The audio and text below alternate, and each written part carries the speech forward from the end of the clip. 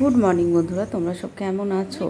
আমার চ্যানেল ঘরে ও বাইরে রত্নায় আমি পিউ চলে এসেছি। সকাল সকাল আজকে উঠতে একটু দেরি করেছি। মা সমস্ত কাজ বাগিয়ে নিয়েছে, আমি উঠে ব্রাশ করে স্নান করে নিয়েছি।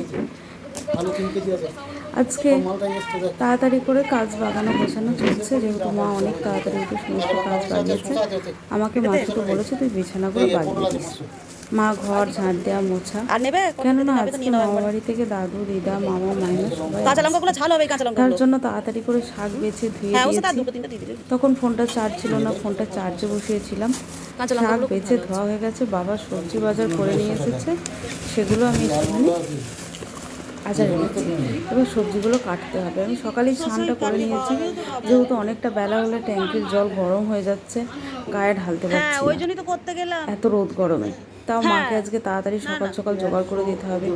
ড্রাইভার থেকে আরম্ভ করে মামা মাইমা সবাই, দিদা বোনও সবাই খাবে এসে, আমরাও খাবো, তো রান্নাটা তাড়াতাড়ি হয়ে যাক। বাবা বাজার থেকে সবজি বাজার মাছ সমস্ত কিছু এনে দিয়েছে। আমি সবজি বাজারগুলো তাড়াতাড়ি করে বার করে নিয়েছি। এরপর মাছগুলো মাকে ধুয়ে দিচ্ছি। মা অলরেডি রান্না তো চাপিয়ে দিয়েছে, তোমাদেরকে দেখালাম।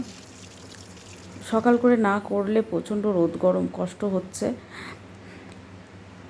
মাকে মাছ ধুয়ে দিচ্ছি, যেহেতু দিদা দাদু ওরা মেসোমশাইকে দেখে আমাদের সাথে দেখা করে দুপুরে খাওয়া দাওয়া করে ওরা বাড়ি চলে যাবে। তারপর আমি যাবো মেসোমশাইকে দেখতে। আমরা আজকে সবাই মেসোমশাইকে দেখতে যাবো। দিদা ওরা চলে যাওয়ার পর আমরা বিকেলের দিকে যাব। একটা পেটি দেবে, একটা টাকা দেবে। মা বাবা আমি ভাই আমার ছেলে সবাই আজকে মেসোকে দেখতে যাব বিকেলে। ওই জন্য সকালে ওরা খাওয়া দাওয়া করবে তোড়জোড়। আমি সকালেই বললাম না, স্নান করে নিয়েছি, চুলটাও ভিজে আছে। তো যাই হোক, একদিকে পাখা চালিয়ে মাকে সবজি কেটে দিচ্ছি।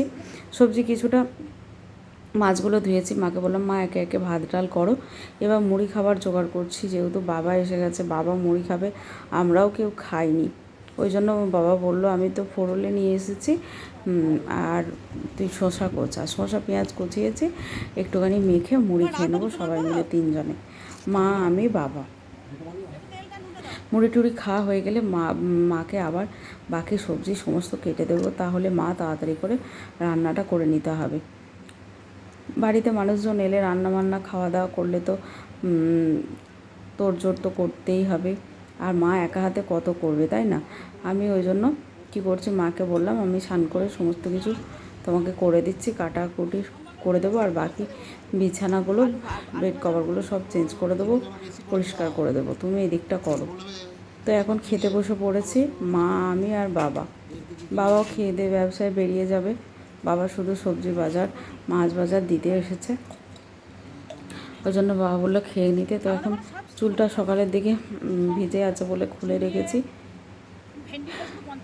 আর বেলা হলে তো চুল একদম খোলা যাচ্ছে না। খাওয়া দাওয়া হয়ে গেছে, মাকে কিন্তু আমি আবার সবজি কাটতে বসেছি। এদিকে গাছের ভেন্ডিগুলো তুলছি, যেহেতু বেটুরামকে ভেজে দিতে হবে। ভেন্ডিগুলো কিন্তু খুব সুন্দর হয়েছে, বটবটি গাছ। তো আমার বেটুরামের জন্য গাছ পুঁতে রেখে গেছিলাম, যাই হোক দেখছি গাছে প্রচণ্ড ফল ধরেছে, বটবটি থেকে ভেন্ডি থেকে সমস্ত কিছু। ঝিঙের এই জালি এসেছে, গাছগুলো কিন্তু বেশ সুন্দর হয়েছে। একে একে ভেন্ডিগুলো যাই হোক তুলে নিলাম, খানিক কটা ভেন্ডি পেলাম, আমার বেটুরামের জন্য ভাজা হয়ে যাবে। তো ভেন্ডিগুলো দেখুন কি টাটকা, তুলে নিয়ে এলাম। এবার একটুখানি কেটে দেবো মাকে বলেছি, ও তো মাছ খেতে চায় না, বদমাশিগিরি করবে, তা তুমি ওকে ভেন্ডি ডাল পোস্ত যা করছো ও কিন্তু খেয়ে নেবে। তো চলো, ভেন্ডিগুলো আমার কাটা হয়ে গেছে। ওদিকে বাবা সবজি কাটতে কাটতে বলছে, বাবা খেপি তুই একটুখানি আমার মাথায় কলপটা লাগিয়ে দিবি? আমি বললাম হ্যাঁ বাবা যাচ্ছি, সবজিটা কাটছি, তোমাকে যে কলপটা লাগিয়ে দেবো। যাই হোক, বাবাকে লাগিয়ে দিই। আমি যখনই আসি বাবা লাগায়, আমি লাগিয়ে দিই, জানে খেপি ভালো করে লাগিয়ে দেয়, তো আমি ভালো করে লাগিয়ে দিচ্ছি। তারপর এখনও বেড কভারগুলো চেঞ্জ করার পালা আছে, বেড কভারগুলো চেঞ্জ করব। মা তো ঘর দুয়ার ঝাঁট পরিষ্কার করে দিয়েছে, তো বিছানাগুলো আমি বাগিয়ে নেব। মাকে তো অনেকটাই আমি এগিয়ে দিয়ে এসেছি, মা ওদিকে রান্না করছে, আমি এদিকে চলে এসেছি। এদিকে দক্ষিণ দিকের জানলা দিকে কি সুন্দর হাওয়া দিচ্ছে দেখুন, এত সুন্দর হাওয়া দিচ্ছে কি বলবো। এখনও পর্যন্ত যাই হোক, রোদটা উঠেছে, কিন্তু সকালের হাওয়াটা কিন্তু এখন আছে। তো তো সকালের হাওয়াটা আছে, বেশ ভালো লাগছে। আমি ওই জন্য কী করছি, বেডরুমকে নিজেতে পড়তে বসিয়েছি, আর আমি এদিকে বিছানাগুলো বেড কভারগুলো চেঞ্জ করছি। দুটো ঘরেরই বেড কভারগুলো চেঞ্জ করব। মা বললে তুলে দে, দুদিন পাতা আছে, আর ভালো বেড কভার পেতে দে। তো যাই হোক, আমার বেড কভার পাতা হয়ে গেছে, দেখুন পরিষ্কার করা হয়ে গেছে। একদিকটা পাতা হয়েছে, এখন একদিকটা বাকি আছে। এদিকে মা একটা বেড কভার দিয়েছে, এটা তুলে দেবো, এই বেড কভারটাও তুলে দিচ্ছি। তাহলে একটা ঘরের আমার মোটামুটি বাগানো হয়ে যাবে। ওই ঘরটা আছে, আবার একটু পরে করছি। এদিকে দেখছি রান্নাঘরে এসেছি, মা কিন্তু মাছের তেল জাল পুড়ছে, অলরেডি হয়ে গেছে। আর আমাদের তো এখন কাঁচা লঙ্কা রান্না, শুকনো লঙ্কা খাওয়া চলে না বাবার জন্য, ওই জন্য তরকারিতে সেরকমভাবে কালার কিছু আসে না। ওইদিকে আম কাটা হয়েছে, চাটনি হবে। আর এদিকে আবার আমি চলে এসেছি। ওদিকে আমার বেটুরাম ওই যে শুয়ে বসে ও যেমন খুশি করে পড়াশোনা করছে। পড়াশোনা করতে হলেই তো যত কষ্ট, যাই হোক আমি বলছি বলে তবু করছে। কই এদিকে খবর পেয়েছে আমার বেটুরাম আর আমার মা, নাতি আর দিদা। ওই 5 টাকা। আইসক্রিম এসছে, আইসক্রিম এসছে, আমিও চলে গেলাম না, না, ছোটবেলার সাদা মতন দুধের বাদ ক্লাস দিয়ে দাও। নিয়ে চলে যেতাম। এই আইসক্রিমগুলো তখন এই সাদা খাবে 1 দুধের? টাকা করে পিস আমরা খেয়েছি। আজকে তুমি কি খাবে সেটা নেবো বলো? আইসক্রিম 5 টাকা পিস। যাই হোক, দাও আনন্দ করে খাবো, বাবা মা ছেলে আমি অনেকদিন পর এই ও স্যার কত করে গো? আইসক্রিম 5 টাকা দাও। একসাথে মিলে খাবো। একটা সাদা দিয়ে দিন এতে। তো কিনে ওই নিলাম 4টা দিয়ে দিন 4টা আইসক্রিম, সাথে মা বলছে না না ওইটা দিয়ে দিন। তোর বেটার জন্য একটা দুধের আইসক্রিম নেই। আপনি টাকাটা নিন, আমি হাতে বাবা নাতি বলে কটা, একটার জায়গায় 2টো আইসক্রিম ভাবা যায়। ধরো এটা। এই 4টে রেখে আসি, তারপর এসে আমি সাদা নিয়ে একটা ধরো, মানুষকে বলে এসছে আর একটা পয়সা। আমার কাছে 20 টাকা ছিল, দিলাম। মা খুচরো 5 টাকা দিল, আর এই যে সাদা আইসক্রিমটা নিয়ে চলে এসেছে। ছুটে ছুটে গেছি আইসক্রিম খাবো বলে। কি রোদ এই জানি কি যাই হোক, ওই যে আর খালি গায়ে আছে, ওই যে সেটা বলছে এখন কেন ভিডিও করছো।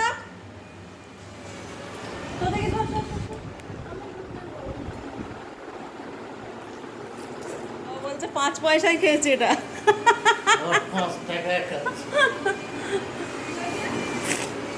বাবা বলছে এটা 5 পয়সায় খেয়েছি। পয়সা খেয়েছি আর 5 টাকায় খাচ্ছি, একই জিনিস। ননি দেখবে স্যার, সাদাটা খাচ্ছে, লালটা ফ্রিজে ঢুকিয়ে দিয়েছে। সাদাটা খাচ্ছে, এই যে সাদাটা খাচ্ছে।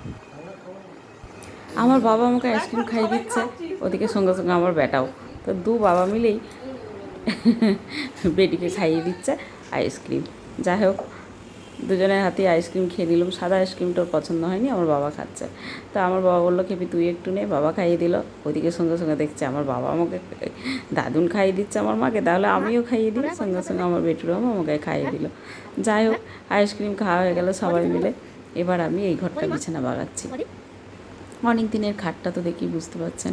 ওইদিকের হেলান দিয়ে সেবারে আমার দিদির খুব বিপদ হয়ে যেত, দিদিও হেলান দিয়েছিল। যাই হোক, হেলান দিতে যেই পট করে ডিজাইনটা ভেঙে গেছে, আর ওর প্রচণ্ড পিঠে ব্যথা লেগেছিল। এদিকে রান্না মোটামুটি হয়ে গেছে, নাতির খিদে পেয়েছে, বাবা নাতিকে ঠিক টাইমে খাইয়ে দিতে হবে।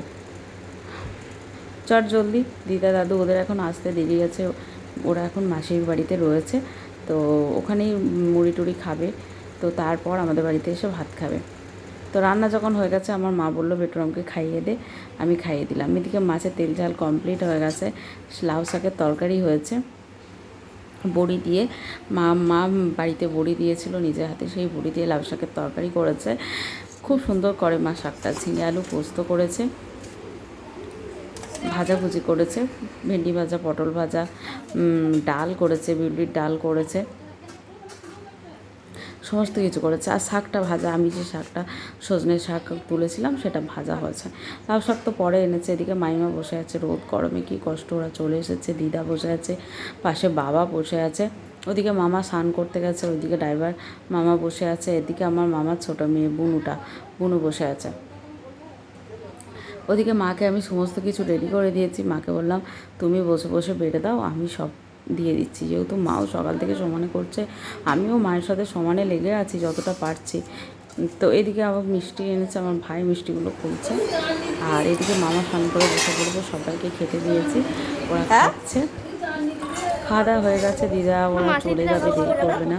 দিদাকে আমি আলতা করে দিচ্ছি, মাইমা মা, আমাদের মা, দিদা সবাইকে আলতা করে দিচ্ছি, লাস্টে আমি পরে নেব।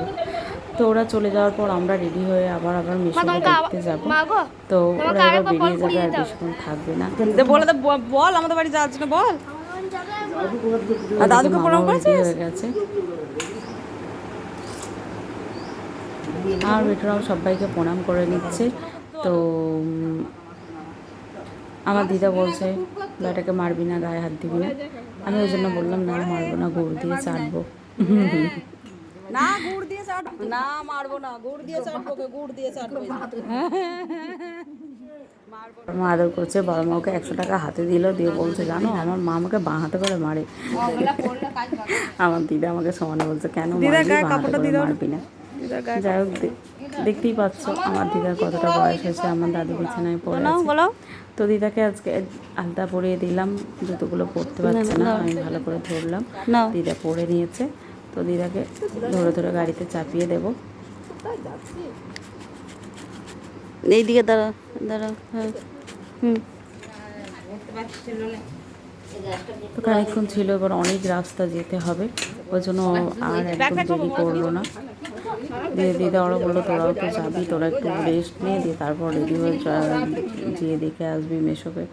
হ্যাঁ হ্যাঁ যাবো তো বটেই।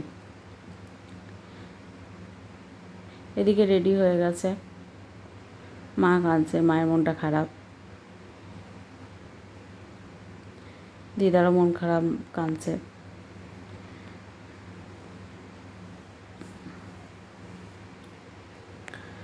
যাই হোক, অনেক দিন পর দিদার সাথে দেখা হয়েছে, প্রায় বছরখানেক এর বেশি হয়ে গেল দিদার সাথে আমার দেখা হয়েছে আগে। তো অনেক দিন পর আবার দেখা হলো। ওদিকে মাইমারও শরীরটা একদম ভালো নেই, তো সবাই মিলে ওরা এবার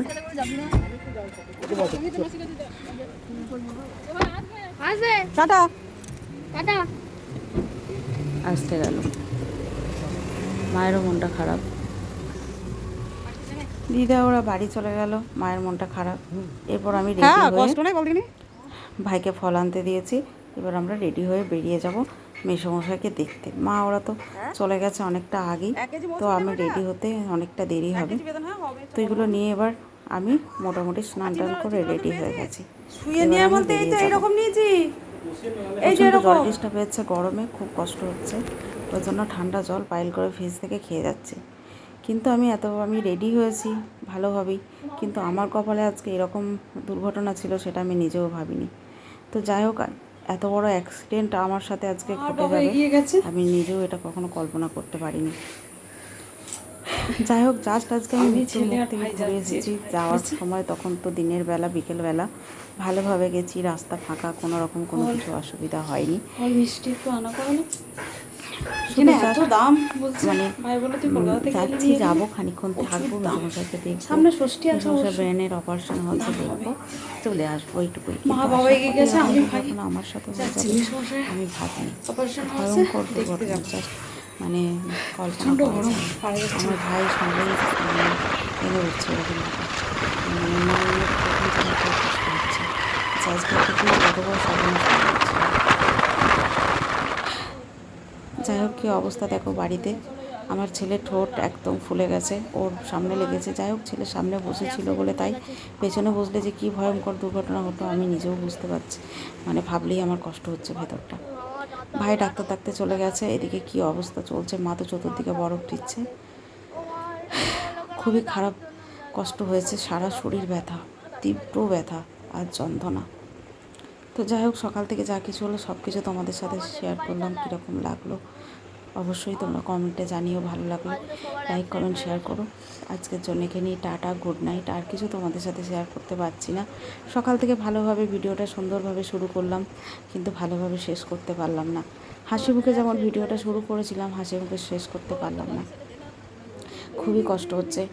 তো জানি না কি হবে, প্রচণ্ড সব জায়গায় ফুলে গেছে, রক্ত জমাট বেঁধে গেছে কালো কালো। যাই হোক, ডক্টর এসেছে, দেখছে, তো বলছে দেখে মনে হচ্ছে ভাঙাচোরা কিছু হয়নি, তো মানে একদম যে ভেঙে গেলে যে যন্ত্রণাটা হয় সেটা নাই, কিন্তু একটা ব্যথা তীব্র যে জ্বালা যন্ত্রণা সেটা হচ্ছে। বলল দেখে যতটুকু মনে হচ্ছে, কিন্তু ফোলাগুলো যদি না কমে তাহলে কালকে কিন্তু এক্স রে করাতে হবে।